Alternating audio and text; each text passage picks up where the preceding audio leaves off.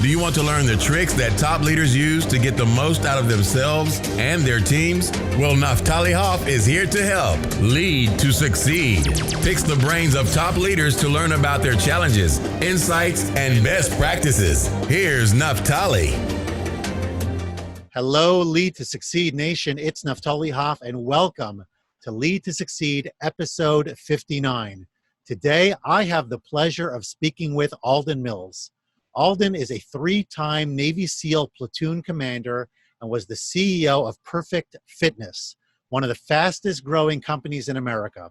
He's the author of Unstoppable Teams, the 4 essential actions of high-performance leadership, and Be Unstoppable, the 8 essential actions to succeed at anything. A longtime entrepreneur with more than 40 patents and more than 25 years of experience working with high-performance teams, he lives in the San Francisco Bay Area. Alden, thank you so much for coming on the show today. Hey, it's an honor to be here, and I love what you're doing with Lead to Succeed, Naftali. Thank you. No, it's really, it's one of my passions. It's one of the things I love to do, and I love to have conversations with great leaders. And what I really like about this conversation, Alden, is the way that you have bridged the military and leadership in military space to what we might call civilian leadership, and what that looks like for the average person like me, the regular person without that kind of training, but recognizing the importance of the leadership skills that we need to develop in order to succeed in life. And the fact that you have brought that to us in the various ways that you've done it, whether it's through writing or for speaking and consulting, other things that you've done, which I don't even know. I'm sure there's a lot more. First of all, thank you, and thank you for your service to our country, and thank you for our service beyond. So that is actually a nice tie-in, I think, to the first question I'd like to ask you, which ties into Corona. You know, we're having this conversation from home, not from the office. Clearly, we're in a different space right now than we've ever been before. You know, disruption to a magnitude that I don't think we even felt with 9/11, let alone with the Great Recession. And so I'm curious to know, from your background, let's go back to the Navy SEALs for just a moment, because to me, there's something special about leadership, specifically in the military, and Navy SEALs conjures up, of course, the highest echelon within our military. What did that training, what did that experience, how did that prepare you for Corona? And talk a little bit about some of the lessons that you've learned, you know, in the last few weeks as you've been going through all of this. Well, I want to first say thank you for acknowledging the bridge. I spend a lot of time working on bridges to let people understand that you don't have to go through Navy SEAL training or any other super advanced military training to use the nuggets that they teach us and apply it to your everyday life. SEALs and civilians, yes, they're different, but the rules are still the same. So what SEAL team taught me on how to deal with the coronavirus are what I would call the 3 S's. 3 very simple things, but they're really important because they build on each other. You see, SEAL team is all about training you for a crisis. Crisis is nothing more than a dramatic shift that happens very quickly from certainty to uncertainty, right? That's what like crisis is. The way you said that, yeah. That's exactly what we're dealing with here. The uncertainty of how long are we going to be in shelter in place? Who's sick? Who isn't sick? How many ventilators are there, right? All of those things that get piled on top of us. When we have that shift that goes from certainty to uncertainty very quickly, rule number 1 S, safety. The very first thing we do. Now, what does that mean in SEAL team? It's an ambush. Right? We're going along, we have a certain path we're following, and then all of a sudden, boom, we're ambushed. What's the very first thing you do? Get into a safe position. Make sure we got some safety, and of course, there's a little tactical firing going on, but it's safety. First and foremost, do our friends, do our folks that are in our quarantine right now, do they feel safe? If they don't feel safe, what does it take to get them to feel safe, right? Understand, if you're leading remotely, the very first thing you've got to address with your remote team is safety. What That's safety so means powerful to them. Yeah, that's great. You know, it's so interesting because, and I know you want to continue, so I'm going to let you, don't get me wrong, but it's so powerful as I'm sharing content as well. both for regular leaders, let's call it, as well as for educators, we need to be thinking about people on the other side of the screen, right? What are their pain points? What are their concerns? And how can we as a leader, in effect, provide for them and ease their anxiety, ease their concerns, and provide them with enough security and comfort that they could do their very best work. You see, Naftali, you don't know this, and I'm ambushing you a little bit here. But the reason I came on this show is that you are doing these three S's. And as I walk through them, you will see what I'm talking about. Go for it. I want to hear the next one. So once you've taken care of people's safety, right? Because the very first thing that happens in uncertainty is they look inward. They go selfish. They have selfish needs. I'm not picking on anybody. That's a normal thing. What's happening to me, right? Am I going to be okay? And then the next thing is looking at the people inside our shelter in place, inside our quarantine. Once you take care of that, then it's time to set a structure, the second S. The reason structure is so important is that it gives us something to focus on, right? In the case of the ambush, the first thing we do is we have the immediate fight back. Then we get to a place where we get to a safe place. We check on everybody. Has anybody been shot? Are we okay? And then we're going to come up with a plan, right? That's what structure is. Now we come up with a plan. Okay, this is uncertainty. And if we don't come up with a plan, then what happens? We just stay in reactive mode, right? Once we have a plan, what's happening? We're taking ownership. We're going proactive. And now we're starting to focus in on the things we can control, right? Now, the reason I'm bringing that up is, what are you doing with your show? Lead to Succeed is about offering structure. It's about giving different points of view and structure for your audience members, which I totally relate with, on, hey, here's how you can focus and own what you can control. That's right. Right? And you know this better than anybody because you're an educator. That's right. And educators bring structure, right? You're the first thing you do is, and then you're going to get even more of this when I get to the third S, but I'll stop there if you have any questions to ask me first. No, I think this is really great, Alden, so far. You talked about safety and structure. I can't wait to hear the third one. So now we got a structure, right? Now we've got people focused on being productive. We got people focused on taking care of their safety. And now the moment we are able to shift that focus, the next big milestone is then building structure, which is really a bridge to getting them to serve others. That's the third S, is service. And once we get them serving others, we then make a transition from safety of selfishness. Structure becomes the bridge. And then we get to the island of selflessness. And that's the island of service, right? You know that better than most, being an educator.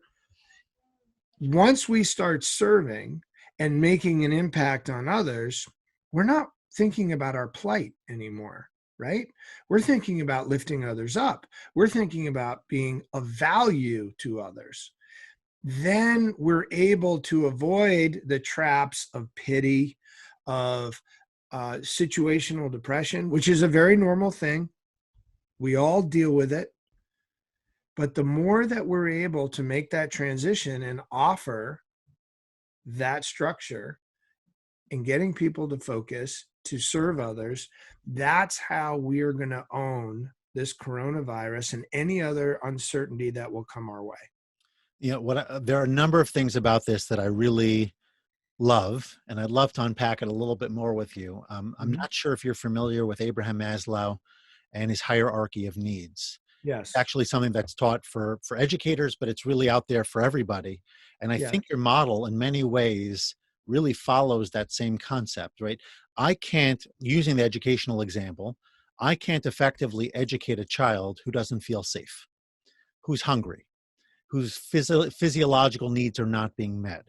So if they come to, and I will, like, for example, within my community as an Orthodox Jew, so there are certain days on the calendar that are fast days. Some of them we don't have school for, like a Yom Kippur, but there are other days where they're minor fasts, yet still the adults, anyone over the bar mitzvah age, for example, they're fasting. And as an educator, that you, as well as those students, are not performing at the optimal level when they're not eating. That's And then right. you have the next level, and you kind of move from there. It's only at the top, when all of my needs are in place, that I could really engage in the self-actualization. I could really engage in the higher purpose stuff. So you moved us from a place of kind of sheltering in place, making sure that we're safe, taking care of the physiological needs, bringing us to a point next where there's more structure, there's more purpose. I have a sense of what I'm doing and what needs to happen to move my life forward, because I can't spend all of my life sheltering in place. There's got to be more than that. And then, of course, you can go to that higher purpose area of service with whatever it is that you do. And that's a message, of course, you can communicate to your people, which I think you might have been intimating. But at the same time, from the leader standpoint, you want to be thinking about, how do I move my people as well through the different levels? So yes, first I got to make sure that you're safe, and I need to demonstrate empathy, and I need to demonstrate support, and let you know that that is my top priority. Once we have that, then we can move you to stage 2 and stage 3. How do we get us back on track? What's the work we need to be doing? And eventually moving to that level of service. So I think it has multiple applications, and I think it's brilliant. And it really does, I think, help us understand that we can take ownership. This is one of the last things I think you said, moving away from the possible but certainly normal progression towards pity, towards depression, towards sadness. I see people, for example, on LinkedIn in particular, posting a lot about what the isolation is doing to them, especially people who are very community oriented.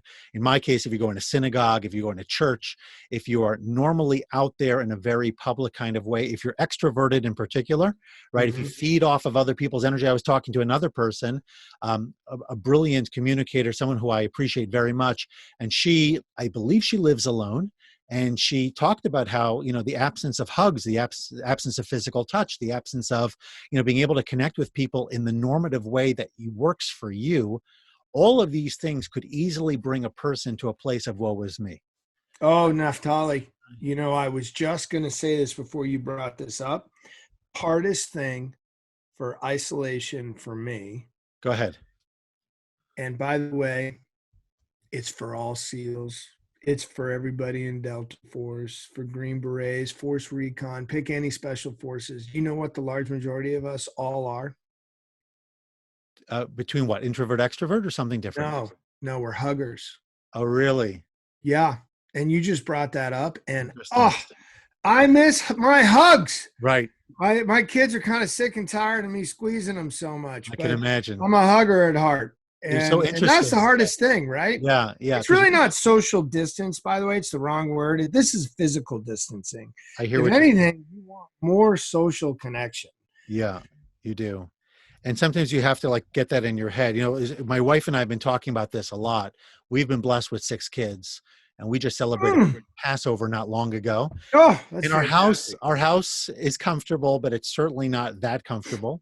When you have 8 people in the house all day, every day, having multiple, multi-course meals during the holiday season, all on top of each other, with the Seder and everything else, you could just imagine how much it feels like, when am I going to get out? On the other hand, we were blessed to have everybody home.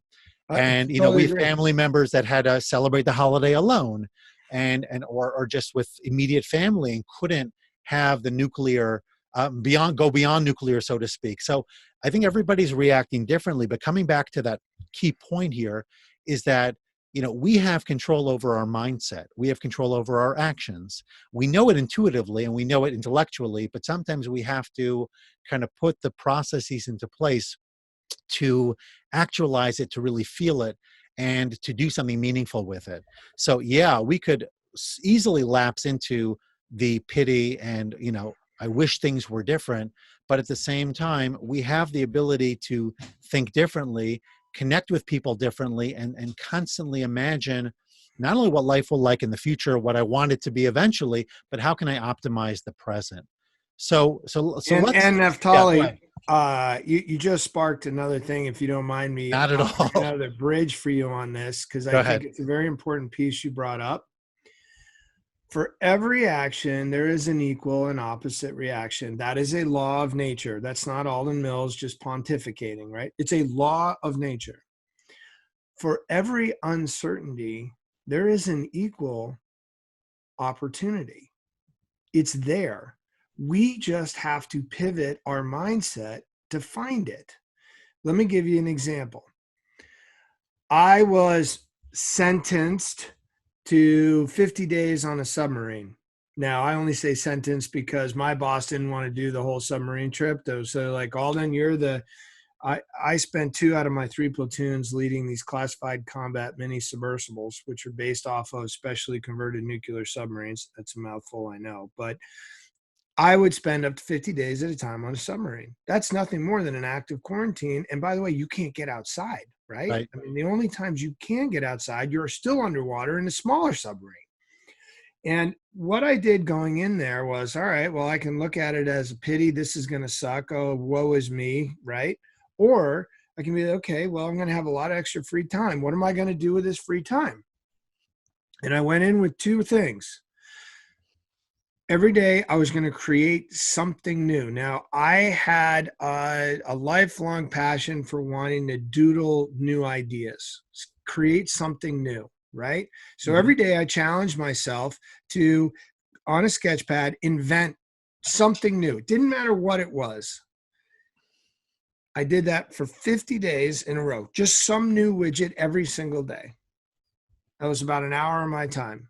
And then for the other hour, because I was in such a confined space, I would literally, the only thing I could do was, instead of looking to the back of the submarine, I would spin around and I'd look to the front of the submarine. And now I'm doing something new.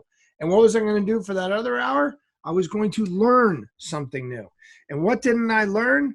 I hadn't learned up until that point how to type. So I bought this crappy little laptop, Zenith laptop, and the only thing I bought it for was a typing tutor diskette that I put in there, and challenged myself to learn to type, not just learn to type, but learn to type at 100 words per minute. Those were my 2 goals while I was on the submarine. Do you know what happened?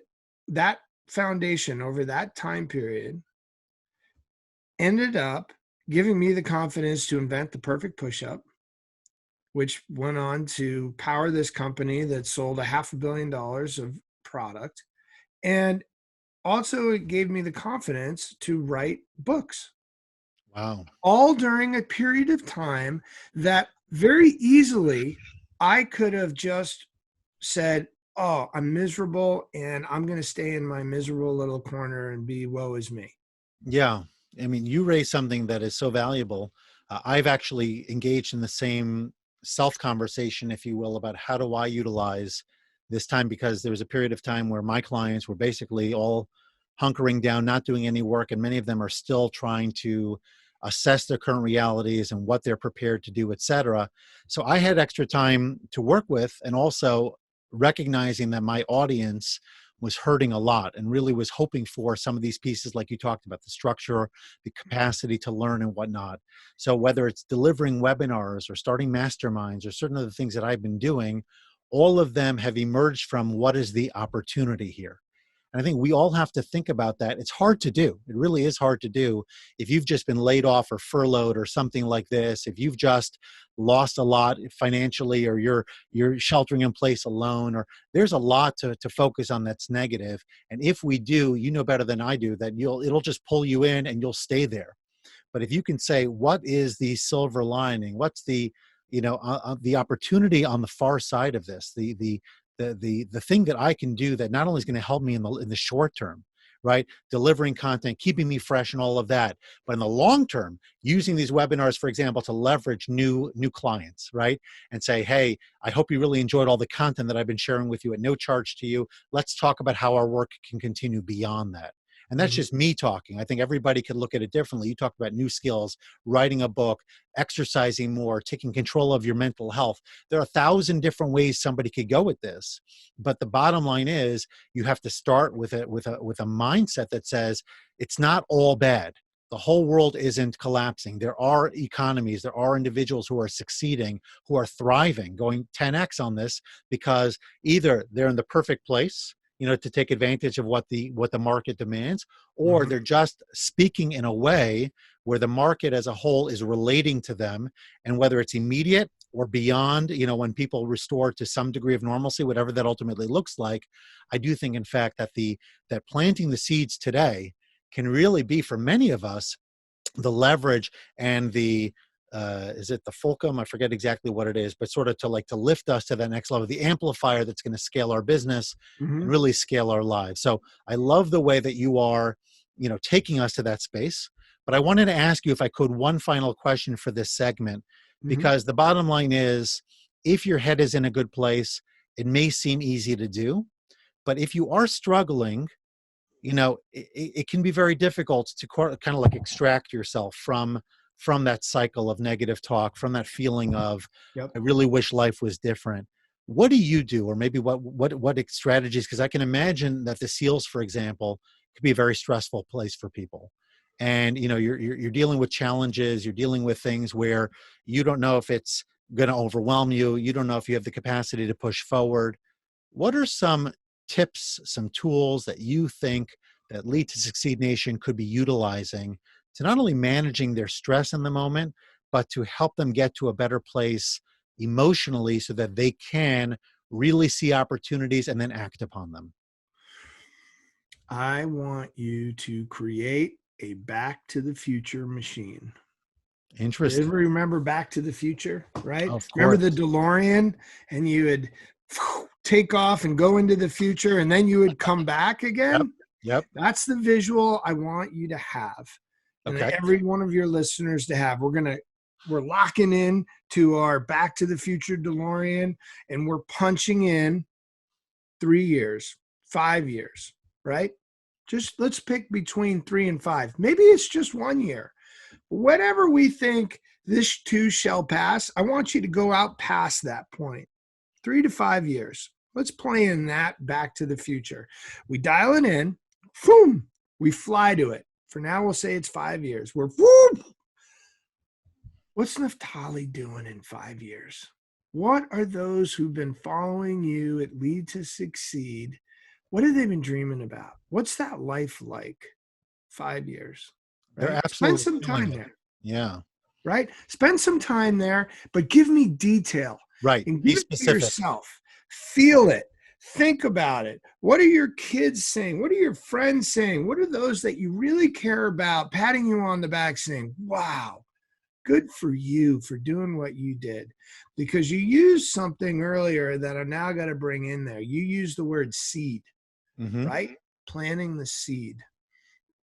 Earl Nightingale, one of the kind of fathers of self-help, right, in the Yep. 1950s, uses this wonderful metaphor about planting a seed in our soil of the brain. And the brain really doesn't matter what seed is planted, because the soil will fertilize all seeds. You can plant poison ivy, or you can plant pineapples. Your call. Not here in Jersey, but yeah. Okay, maybe potatoes, right? Potatoes we could do. Potatoes. Tomatoes.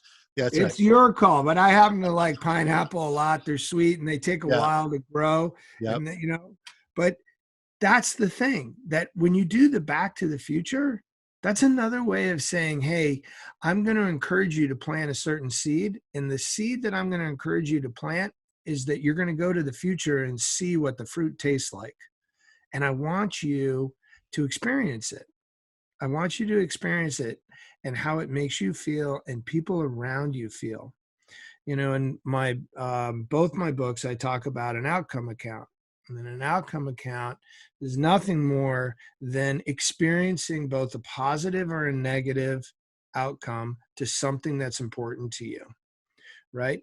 And the way we experience that is first understanding what the outcome is we're after, and what happens if we accomplish it or we don't accomplish it. And then what's the impact to those that are experiencing your outcome, whether you've succeeded or not.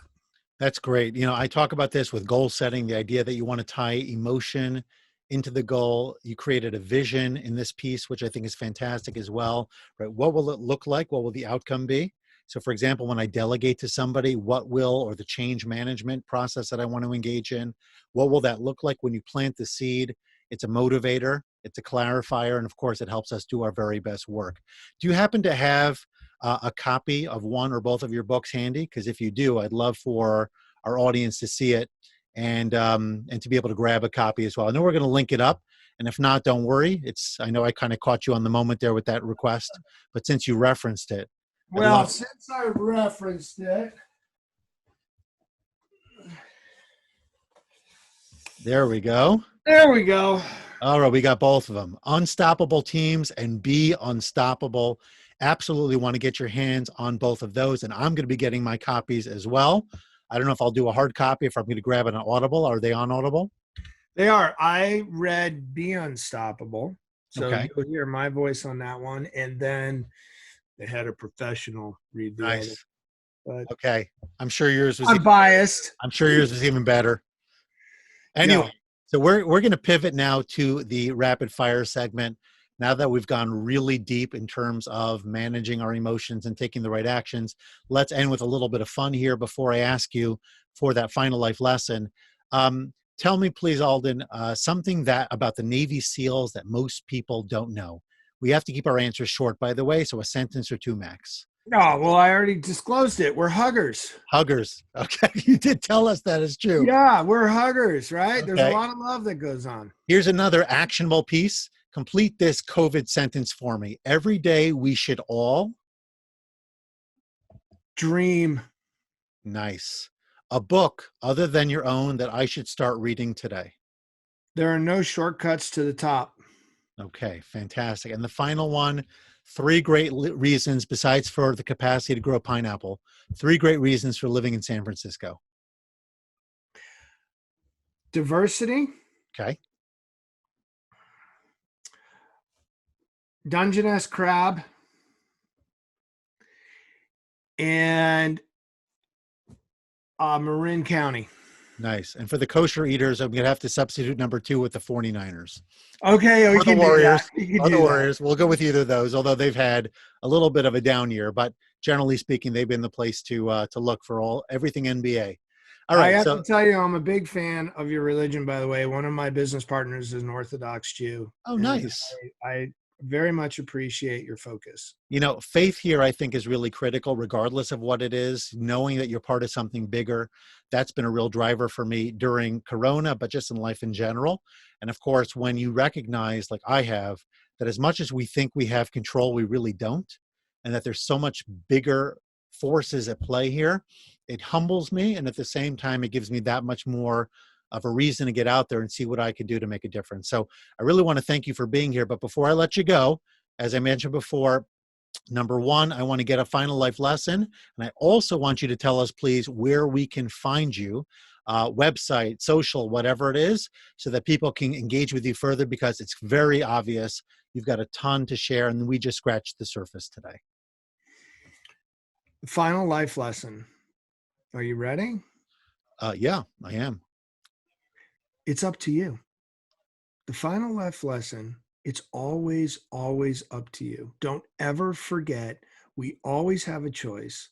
And those choices will determine our outcome. Maybe not today, maybe not the next day, but it's always up to us. Nice. Don't you dare give up on yourself. Beautiful. All leadership starts with you first, and how you lead yourself. How you lead yourself becomes a reflection of your teams, of the communities in which you lead, everything. What a powerful way to end our formal conversation. Now just give us the connection piece. We're going to link it up in the show notes, but want everybody to be able to hear it as well, and find ways to, like I said, connect with you further. Come visit me on my website, alden-mills.com, ALDEN-mills.com, and you'll see lots of different ways to connect with me there. Awesome. Well, thank you so much for joining me today.